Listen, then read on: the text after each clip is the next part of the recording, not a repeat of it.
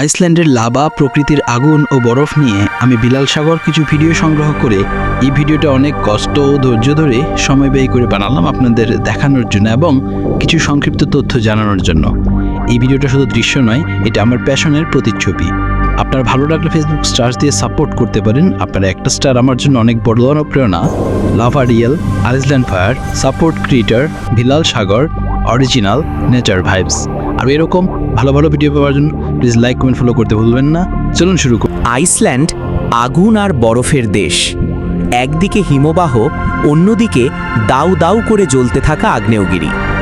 16 July 2025 সুন্দ নুকুর crater রোতে নতুন অগ্নুৎপাত শুরু। 700 থেকে 1000 মিটার লম্বা ফাটল। সেখান থেকে ধোঁয়া আর গলিত লাভা বের হতে থাকে। বড় ক্ষতি হয়নি, কারণ লাভা মূল শহর থেকে দূরে ছিল। বিমান চলাচলও বন্ধ হয়নি।